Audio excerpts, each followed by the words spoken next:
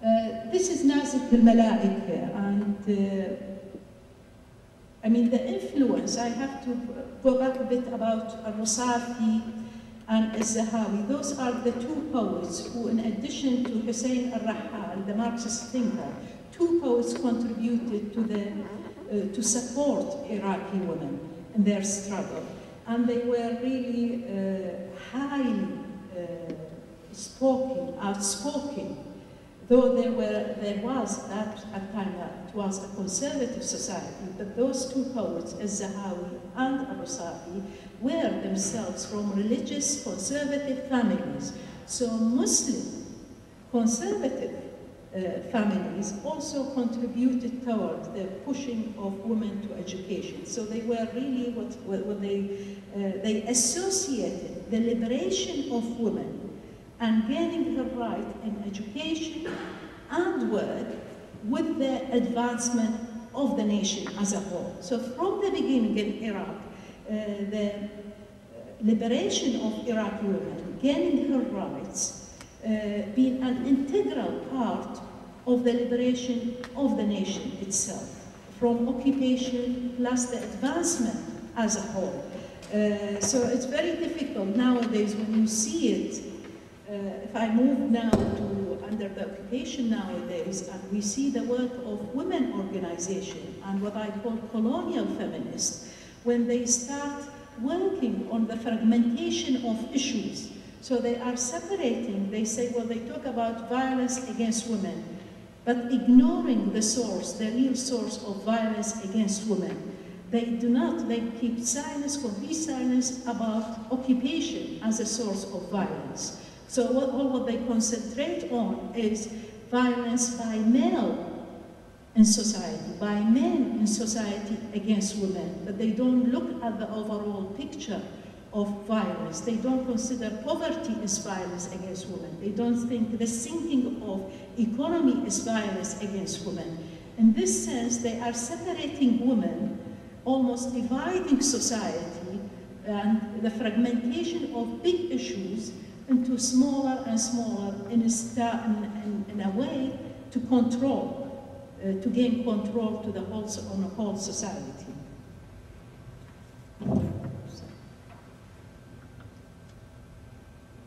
It's Nazik al-Mala'ik is one of, she is one of our pioneer women. And her first book of poetry was published in 1947. She was not just a poet, but also one of the most prominent Arab critics and a feminist. In a major sense, because she wrote books, she gave lectures, she was a lecturer at university, she contributed with her husband to build the university in Basra as well, so she is a highly regarded woman in her achievement, not only in Iraq, but all over the Middle East. Regarding poetry, as a poet, she had many collections of poetry, but she is considered to be the first Arab poet who broke from the classical Arab poetry to write what's called the free verse. And that's influenced all the Arab countries altogether. And she is regarded, sadly, she died in 2007, and she died in exile because she could not go back home. And it's very sad, I mean, when you see our figures, those literary figures, and people who contributed to the struggle in general, not just politically, but on various levels, to be in exile, spending their lives outside their countries. In politics, Iraqi women remained, to a certain extent, almost like, especially with the main political parties, like attachment within organizations. We did not have independent women organizations. Though I meant to start with in the 20s, 1924, and a couple of years after, we had organizations, but they were always attached to other political parties. In 1944, we had a group of women who applied for the Iraqi Women's Society against fascism. That's in 1944. But then that was also, I mean, it's a very active group of women, but they worked with the Communist Party. The Communist Party was active at that time more than any other political power in Iran. It was popular, it was, there was a small group of Islamist brotherhood, but then we have the Islamist sisterhood as well, but it wasn't that influential. I mean, later in the 50s and the 60s, it became more prominent.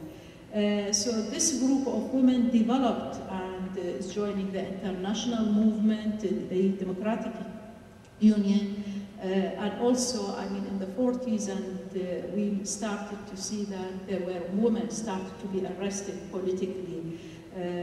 Habiba Mish'al, I mean, I wanted her to be here today, who is still alive and around in London. She was the first woman to be dismissed from university for being active politically. And also we had another two women who were in prison at that time, and that's Su'ad Khairi, one of them, and she's in Sweden, still alive. So women were becoming more and more active, and on the eve of 1958 revolution, we had something like, I mean, 150 Iraqi women imprisoned politically, which is a big number compared, I mean, with any other country. The characteristic of all this, the struggle, the work, fighting for education, fighting also because to take off their, what's called by poetry, the black shroud, al-abaya, or the veil, because some of the women used to, or most of the women, I think they used to wear a veil as well. And the poets, they called upon women, one of the poets, Al-Rasad, he said, burn your abaya, burn your veil. And they associated, I mean, we have to discuss this maybe later, is about the dress code. But at that time, part of the movement to liberate Iraqi women, to liberate Iraq as a whole, for the advancement of the nation, became symbolic also with taking off al-abaya. When you go to university, you don't have, because it's really restricting your movement. And also it became associated with backwardness. Backwardness is a term which was very used often at that time. So that became associated. Of course, I mean, nowadays it's totally different. People can choose whatever they wear. It's a matter of not necessarily political, it could be traditional or all, but in Iraq at that time the story was different.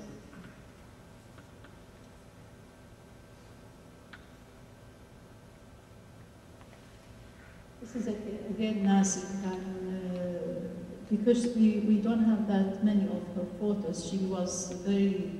She didn't like taking photos, so I kept her too. If we move on to the revolution in 1958, 14th of July 1958, I mean, I can see that the face, women, if we want to give it as women's face for that revolution, it should be Naziha al-Dilemi. And Dr. Naziha al-Dilemi, she's a doctor physician, and she was appointed by the leader of the revolution, or the prime minister at that time, Abdul Karim Qasim. She was chosen to be one of the cabinet ministers.